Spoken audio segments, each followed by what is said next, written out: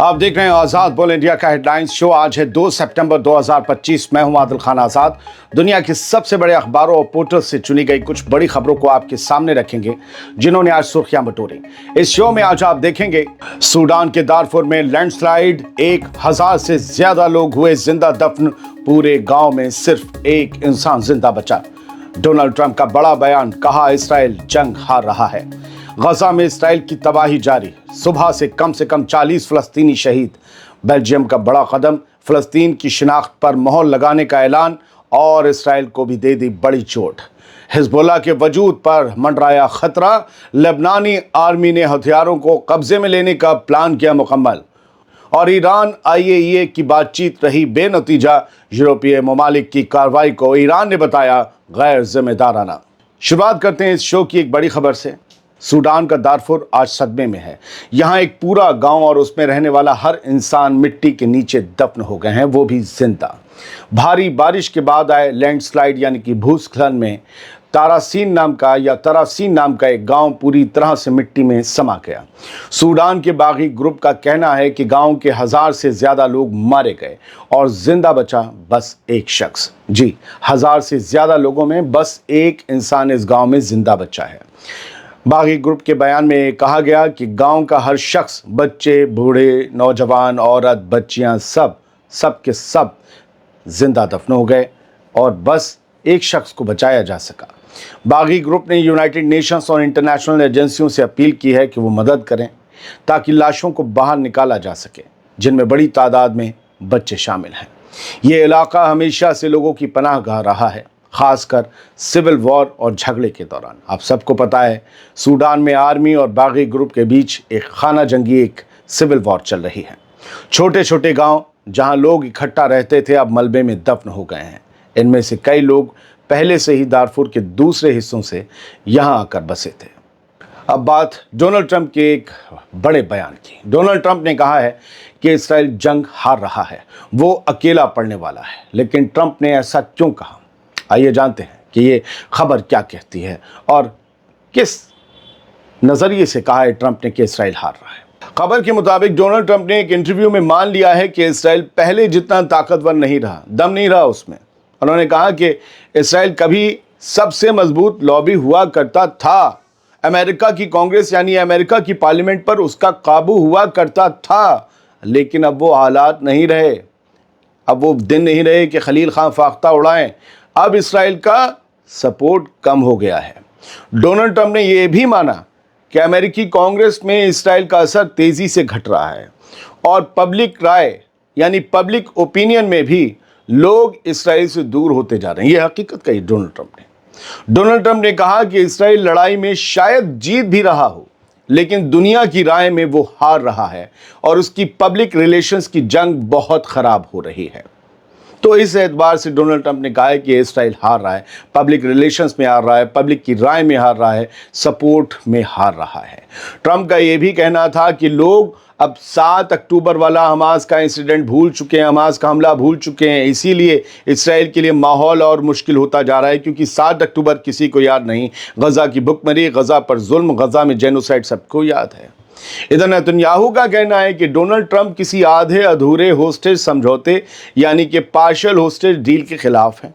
Trump का साफ message यही है कि पूरा दम लगाओ, हाफ डील मत करो, वरना मौका निकल जाएगा, नेतन्याहू ने कहा। तो ये दो बातें, नेतन्याहू से कुछ और दुनिया से कुछ और। तो सवाल ये है कि आखिर ट्रंप को जब ये पता है कि वो एक डूबते जहाज पर दांव लगा रहे हैं जो एक जंग हार रहा है, तो फिर वो नेतन्याहू को गजा में और तबाही मचाने की इजाज़त ही क्यों दे रहे हैं? वैसे फ़लस्तीन का वजूद इस्राइल से पहले था, ये हिस्ट्री है। हज़ारों साल पहले भी था वजूद और हमेशा रहेगा। लेकिन इस्राइल की फ़ौजी कार्रवाई को लेकर लोगों में उसके खिलाफ बढ़ती नफ़रत खुद उसके वजूद के लिए ख़तरा ज़रूर बनती जा रही है। ये भी एक ख़तरा है और ये भी एक हकीकत है।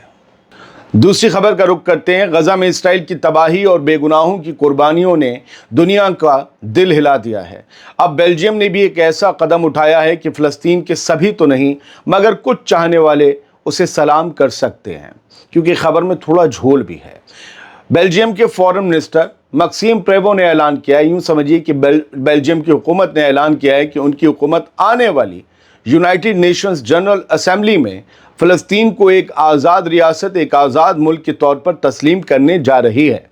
इसके साथ ही बेल्जियम हुकूमत की तरफ से इसराइल पर 12 नई पाबंदियां भी लगाई गई हैं, 12 नए सैंक्शंस। पहले जान लीजिए कि बेल्जियम की तरफ से शर्तें क्या हैं फ़लस्तीन को तस्लीम करने के लिए। बेल्जियम ने साफ कह दिया है कि फ़लस्तीन की ऑफिशियल पहचान, ऑफिशियली हम उसे तस्लीम तभी करेंगे जब गज़ा में कैद सभी इसराइली होस्टेजेस रिहा कर दिए जाएंगे और हमास गज़ा की हुकूमत से हट जाए, तब होगा हमारी तरफ से फ़लस्तीन को तस्लीम करने का फैसला। इसराइल पर नई पाबंदियों की फहरिस्त समझ लीजिए जो सैंक्शंस बेल्जियम ने लगाए हैं इसराइल पर। गैर कानूनी बस्तियों यानी सेटलमेंट्स में बने प्रोडक्ट्स का इंपोर्ट बैन कर दिया गया है बेल्जियम में। होगा, ये भी उसी के साथ होगा जब फ़लस्तीन तस्लीम होगा। सेटलमेंट्स में रहने वाले बेल्जियम के शहरियों को कौंसलर मदद देने पर रोक लगेगी। इसराइली कंपनियों के साथ कॉन्ट्रैक्ट की नई जांच होगी। एयर ट्रांजिट एग्रीमेंट पर लिमिटेशंस लगेंगी और जो इसराइल की फार राइट कट्टरपंथी मिनिस्टर्स हैं जैसे इतमार बेन-ग्विर और बेजलेल स्मोट्रिच, इन समेत कई इसराइली सेटलर्स और हमास के लीडर्स को बेल्जियम में नापसंदीदा शख्सियत करार देने का भी फैसला हुआ है, यानी ये लोग बेल्जियम नहीं जा पाएंगे। इसके अलावा बेल्जियम यूरोपीय यूनियन में ये प्रेशर बनाएगा कि यूरोपीय यूनियन यानी EU और इसराइल की जो एसोसिएशन एग्रीमेंट है उसको सस्पेंड किया जाए और रिसर्च डेवलपमेंट प्रोजेक्ट्स रोके जाएं। बेल्जियम के फॉरेन मिनिस्टर मैक्सिम प्रेवो ने कहा कि यह कदम इसराइल के लोगों के खिलाफ नहीं है बल्कि उन हुकूमतों और ग्रुप्स के खिलाफ हैं जो इंसानी हुकूक और इंटरनेशनल लॉ की धज्जियां उड़ा रहे हैं। कहीं ना कहीं से तमाचा तो है इसराइल के मुंह पर, इसलिए इसराइल के अखबारों की हेडलाइंस आज बहुत बड़ी लिखी गई हैं बेल्जियम के इस फैसले पर। गजा से जुड़ी लेटेस्ट अपडेट अब जान लीजिए। इसराइल के जालिमाना हमलों में आज सुबह से अब तक कम से कम 40 फ़लस्तीनी शहीद हो चुके हैं। 40 सुबह से, सोचिए इतनी तेज़ी से हमले हो रहे हैं और इन मरने वालों में कई मदद लेने गए लोग भी शामिल हैं। ये हमले आज सुबह से गजा भर में जारी हैं। उधर गजा में भूख से मरने वालों की तादाद भी बढ़ गई है। ये तादाद बढ़कर अब 348 तक पहुंच गई है। भुखमरी कम नहीं हुई, मदद आ रही वो अलग बात है लेकिन लिमिटेड है।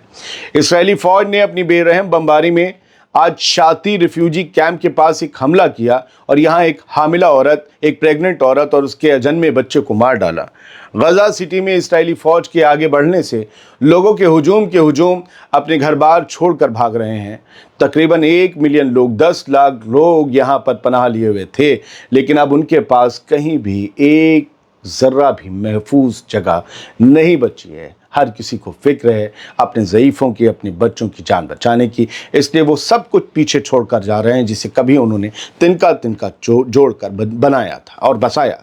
अब खबर लेबनान की, जहां पर बड़े डेवलपमेंट सामने आए हैं। लेबनानी आर्मी ने हिजबुल्लाह के हथियारों को हुकूमत के कंट्रोल में लेने का प्लान मुकम्मल कर लिया है। लेबनानी कैबिनेट ने 5 अगस्त को आर्मी को ये जिम्मेदारी दी थी कि इस साल के आखिर तक मुल्क के तमाम हथियार सिर्फ स्टेट के यानी हुकूमत के पास हों। लेबनान के आर्मी चीफ जनरल रुडोल्फ हाइकल ये प्लान इस जुमे को पेश करेंगे। बड़ी तेज़ी से काम हो रहा है लेबनान में, जबकि अभी साल के 4 महीने बाकी थे।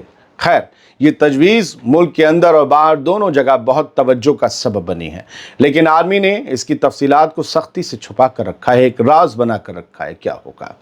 सोर्सेज के मुताबिक ये प्लान कई मरहलों में, कई फेज़ में तकसीम है। हर स्टेज की अपनी डेडलाइन है। हालांकि लेबनान के सियासी हलकों का कहना है कि शिया बरादरी में बढ़ती टेंशन को देखते हुए हो सकता है कि डेडलाइन को नज़रअंदाज कर दिया जाए। यही वजह है कि जुमे की कैबिनेट मीटिंग भी 5 और 7 अगस्त की तरह तनाज़ा खड़ा कर सकती है, इस जुमे को होने वाली मीटिंग, क्योंकि तब 5 और 7 अगस्त की मीटिंग में शिया मिनिस्टर्स ने इस प्लान पर बहस करने से इनकार कर दिया था और इसराइल के हमलों और कब्ज़े को अपने प्रोटेस्ट की वजह बताया था। अगर ऐसा दोबारा हुआ तो शिया मिनिस्टर्स मीटिंग से वॉकआउट कर सकते हैं और हुकूमत उनकी गैर हाजिरी में ही इस प्लान को पास कर सकती है। हिजबुल्लाह का वजूद हथियारों से है। हिजबुल्लाह एक रेजिस्टेंस मूवमेंट है। आप किसी रेजिस्टेंस मूवमेंट से उसके हथियार छीन ले तो फिर उसके लड़ाके सिवाय एक आम इंसान के कुछ नहीं रह जाते। हिजबुल्लाह ने अपने हथियारों के दम पर ही लेबनान की हुकूमत में और लेबनान की सियासत में अपनी जगह बनाई थी, लेकिन वो जगह अब शायद कमज़ोर होने जा रही है। अब बात ईरान की। ईरान और IAEA के बीच हुई बातचीत बेनतीजा रही। International atomic energy agency IAEA, Iran की फॉरेन मिनिस्ट्री ने कंफर्म किया है कि हाल ही में international atomic energy agency IAEA के साथ हुई 2 दौर की बातचीत का कोई फाइनल नतीजा नहीं निकला। ईरान की फॉरेन मिनिस्ट्री के स्पोक्सपर्सन इस्माइल बाघई ने ये कहा है कि अब तक ये तय नहीं हुआ कि IAEA के साथ बातचीत आगे कैसे बढ़ेगी। उन्होंने ब्रिटेन, जर्मनी और फ्रांस की कार्रवाइयों को बहुत गैर जिम्मेदाराना और कानूनी तौर से बेबुनियाद बताया और वार्निंग दी कि इसके नतीजे कई रीजन्स में सामने आएंगे, सिर्फ हमारे रीजन में नहीं। बाघई ने कहा कि अब तक IAEA के डिप्टी डायरेक्टर जनरल लेवल पर 2 मीटिंग्स हो चुकी हैं। ईरानी अफसरान के साथ हुई हैं ये मीटिंग्स, पर कोई ठोस नतीजा नहीं निकला। उन्होंने ये भी बताया कि IAEA के इंस्पेक्टर्स का ईरान में दाखिला सिर्फ और सिर्फ बूशहर न्यूक्लियर रिएक्टर में फ्यूल लोडिंग देखने के लिए था और ये पूरी तरह से इंटरनेशनल कानूनों के तहत हुआ ताकि प्लांट का काम लगातार चलता रहे। ये उन न्यूक्लियर साइट्स पर नहीं गया, IAEA के इंस्पेक्टर्स नहीं गए जहां पर अमेरिका और इसराइल ने स्ट्राइक की थी। ये दूसरा प्लांट है बूशहर। अभी IAEA के कोई भी इंस्पेक्टर्स ईरान में मौजूद नहीं हैं, लेकिन ईरान और एजेंसी के बीच कांटेक्ट जारी है। ईरान ने नॉन प्रोलिफरेशन ट्रीटी, जिसे NPT कहते हैं, और कॉम्प्रिहेंसिव सेफगार्ड्स एग्रीमेंट के तहत तमाम कहा है कि हम पूरी तरीके से कोऑपरेशन करेंगे, हम इसे कंफर्म करते हैं। और वियना में अपने मिशन के ज़रिए कांटेक्ट भी बनाए रखा गया है, ये भी ईरान की तरफ से क्लियर किया गया है। फिलहाल इस वीडियो में इतना ही। उम्मीद ये करते हैं कि आपको खबरें अच्छी तो नहीं लगी होंगी, लेकिन कोशिश पसंद आई होगी। फेसबुक पर, इंस्टाग्राम पर आप हमारे पेज को फॉलो कर सकते हैं, वहाँ भी आपको लेटेस्ट खबरें मिल जाएंगी। बहुत बहुत शुक्रिया। सलामत रहिए, खुश रहिए।